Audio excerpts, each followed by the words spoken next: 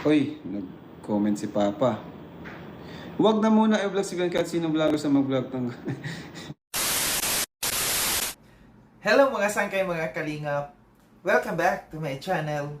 Ito po muli ang inyong Sangkay Loans, muling nagbabalik. Kumusta? Kumusta kayong lahat? Sana nasa maayos na kalagayan ng lahat. Mapa dito sa Pilipinas or sa mga nasa ibang bansa, dobling ingat tayo, no?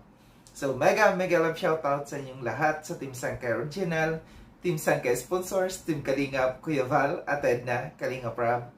Sa lahat ng aking mga followers, supporters, and subscribers. Sa mga lolos, lolas, FWs, and PWDs. Mega love shoutout sa inyong lahat, and of course, I love you all. Ayan. Parang nabulol ako sa... Parang hindi ko mabanggit yung original. Anong nangyari sa dila ko? Yun na naman, no? Bakit kaya? Bakit nabubulol si Sangkay?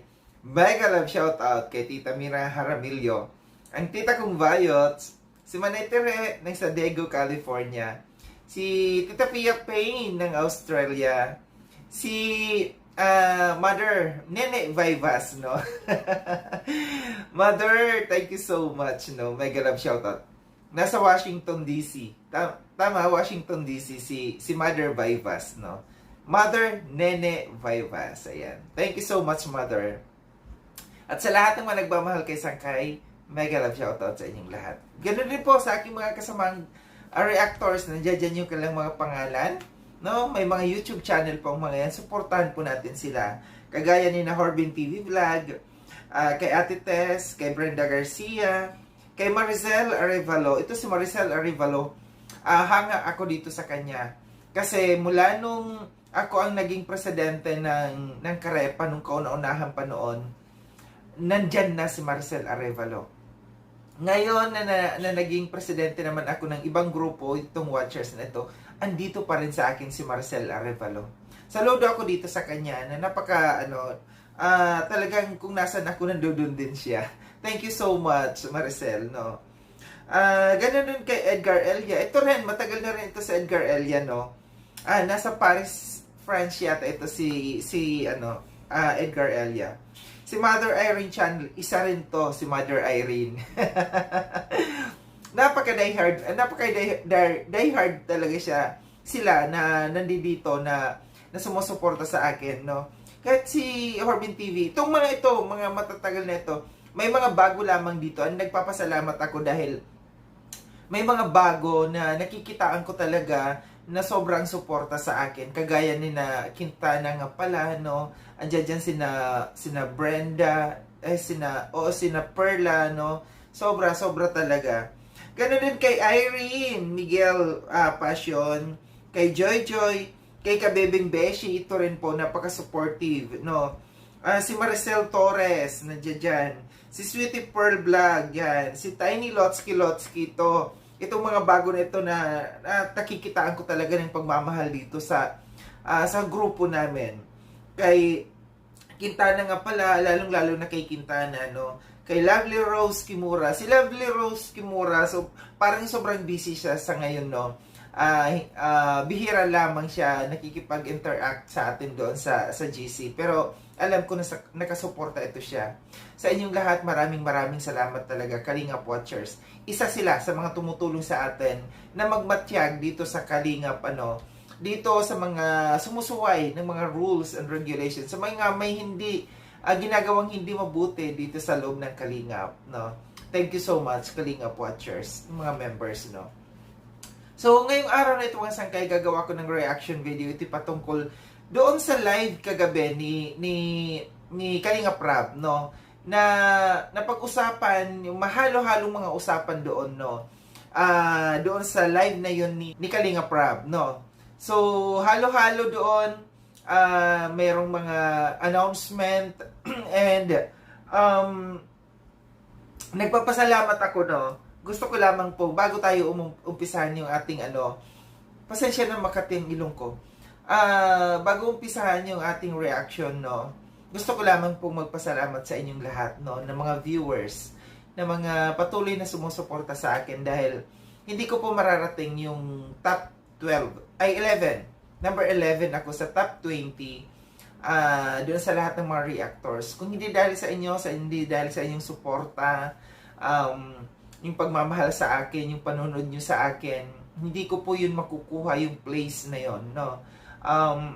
Kita nyo dati, nasa 20 lang ako, minsan nasa 60, hindi, nag-19 yata or 16, basta mababa lagi ako noon yung nakukuha kong ranking.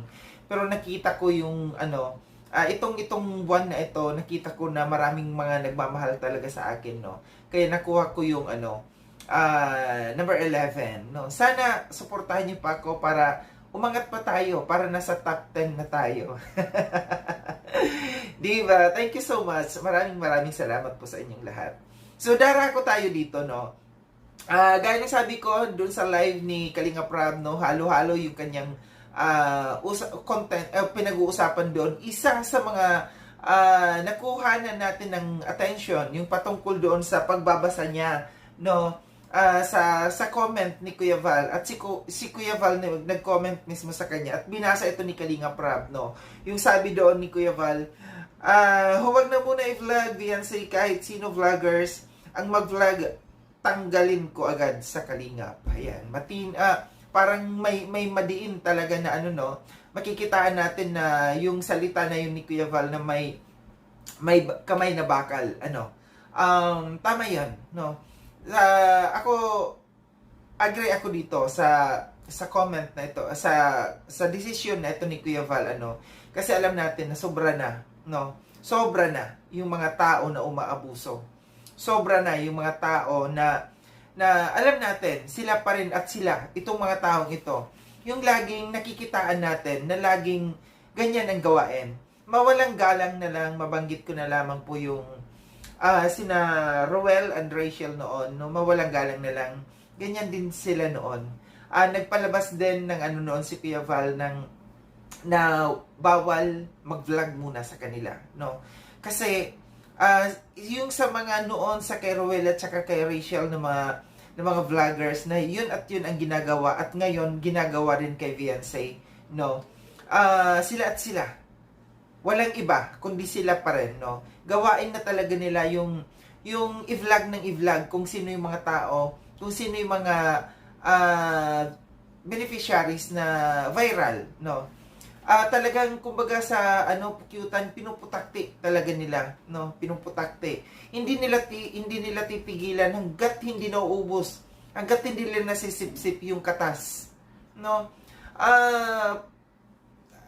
Alam nyo, ako kasi maaari yung iba hindi agree sa ginagawa ko, yung pagsita sa mga lumalabag, no? Hindi ako sumisita sa mga taong walang ginagawang masama, no? Sinisita lamang natin yung mga tao na nakikitaan natin ng paglabag dito. Tinutulungan natin si Kuya Val. Kaya itinatag ni Kuya Val, kaya itinayo ni Kuya Val yung Kalingap Watchers para makatulong sa kanila, no? Sa grupo ng Kalingap, sa community ng Kalingap, na para magmasid kung sino yung mga taong umaabuso, kung sino yung mga taong hindi sumusunod. And huwag kayong magagalit, no? Kung ako ay sumisita sa inyo, kung isinasawalat ko kung sino yung mga tao na hindi sumusunod. Malaking tulong, no, yung aking pag-content sa mga tao na sumusuway. Alam ko isa ito na nakapukaw or nakaagaw ng pansin kina Kuya Val, yung pag-content ko ng pag-content sa mga taong nakikitaan natin na sumusuway dito sa Kalingap, no? And tama yun na papagpahingahin nyo si Beyonce, no? Kahit alam nyo sa totoo lang, sobra-sobra, kasi kahit sa Reels nakikita ko, kahit kapatid ni Beyonce nandoon sa Reels, inilalagay sa Reels, wala nang katahimikan yung buhay ng tao, ng pamilya nila, nawawala na yung privacy nila. So, dapat,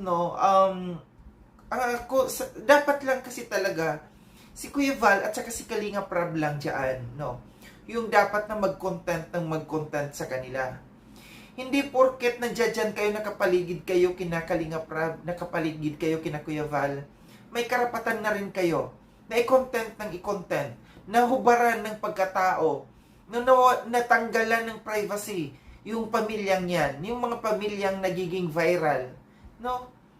Mali yun. Kaya, kung ako kay Kuya Val, no, panindigan ni Kuya Val, no, yung kanyang sinabi, natanggalin. Totoo, agree ako doon, natanggalin yung mga taong umaabuso. Yung mga tao na makikitaan natin, no, na nandiyan dyan, na sumusuway, hindi sumusunod sa mga panawagan. No? Asahan nyo, no, hindi ako titigil. Kahit sino pa dyan, kahit sino pa, wala akong pakialam, no? Wala akong kinatatakutan. Basta alam ko nasa tama ako. Basta alam ko, gagawin ko ang trabaho ko. Yung ibinigay na trabaho sa akin ni Kuya Val na magmasid bilang isang presidente ng Kalingap Watchers, hindi ako titigil. Masagasaan na ang dapat masigasaan. No? Bahala na kayo dyan. Basta ako, hindi ako natatakot. Sitahin ng sitahin yung mga tao, no, na hindi nakakatulong ng mabuti dito sa Kalingap. Yung mga taong may mga pansariling interes lamang dito sa Kalingap. Yung mga tao na sumusuway, no? Alam na nila na sumusuway sila. Alam na nila na kung ano yung rules and regulations, pero patuloy pa rin sila. Alam niyo kung bakit? Kasi alam nila mabait si Kuya Val. Mabait si Kalinga Prab. Alam niyo kung bakit itinayo ni Kuya Val yung grupong Kalinga Watchers, yung Karepa, yung bawat grupo, kasi hindi na nila kaya. No? Hindi na nila kaya magmasid pa kung sino yung mga tao na nagiging pasaway dito sa loob ng Kalingap. Kaya sila nagbigay ng mga taong mapagkakatiwalaan sa grupong itinayo nila. Kaya gaya ng sabi ko, hindi ako titigil. No? Hindi ako namimersonal. Ang sa akin lamang, trabaho lamang. No? Trabaho lamang ang gagawin ko. Hanggat meron akong nakikitang taong lumalabag, hanggat merong taong isinusumbong sa akin ng mga kasamahan kong Kalingap Watchers, and nagpapasalamat ako, hindi lamang yung mga grupo ko, yung mga kasamahan ko sa grupo, yung nagsusumbong sa akin. May mga netizens, no? May mga viewers tayong nagpi-PM sa akin, nagsusumbong sa akin, sangkay tingnan mo itong channel na ito ni ganito. May mali, parang may mali. Tinitingnan ko sa lahat ng mga nagsusumbong sa akin. Kaya maraming salamat, no, sa mga netizens, sa mga viewers diyan na nagmamalasakit din dito sa Kalingap, kasi alam nila, alam niyo sa totoo lang, bakit hindi natin masunod ang rules? Tayo na nandito sa Kalingap. Bakit yung mga viewers, alam nila kung ano ang tama at mali? Alam nila ang rules and regulations ng Kalingap. Bakit tayo na nandito sa Kalingap, bakit hindi natin alam yung rules? Hindi nga ba talaga natin alam? Or nagmamang-maangan lamang tayo dahil ayaw nating sundin yung rules? Di ba? Ganun lang kasimple. Kaya nagsabi ko, tama yung ganyang ni Kuya Val, desisyon na tigilan na muna. Itigilan yung pagva-vlog, no, sa mga taong nagva-vlog kay Beyonce, kasi wala na silang privacy, no? Kawawa. Ako sa totoo lang, naaawa ako sa mga tao, sa mga beneficiaries ng Kalingap na hindi tinatantanan. Na ultimo siguro buong araw nandiyan na sa bahay nila. Nandiyan nakatutok yung camera sa kanila. Mahirap yung ganyan, di ba? Yung ako nga, no, na magkaroon lang tayo ng kasama, kung sanay tayo sa solo, na magkaroon tayo ng kasama sa may bisita tayo, meron tayong, or kahit kapatid na dumalaw sa atin na magstay ng 1 week. Ang hirap ng ganun, parang nawawalan tayo ng privacy. Ano pa kaya yung habang nandito sa Kalingap yung mga beneficiaries na nandiyan ng mga virals na araw-araw na pupuntahan? Diba ang hirap ng ganun? Hindi na nila magawa ang gusto nila, no? Kasi mayroong mga tao na nandiyan. Pero bakit sila Kuya Val at saka sila Kalingap Prab hindi naman ganyan? Hindi sila nakatutok sa ganyan. Kasi hindi sila gahaman.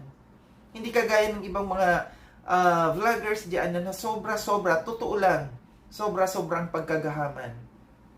So ito lang yung aking reaction patungkol dito, no, sa live na ito at saka sa panawagan ni Kuya Val, no, na sana sumunod tayong lahat. At huwag kayong magagalit kung masisita kayo.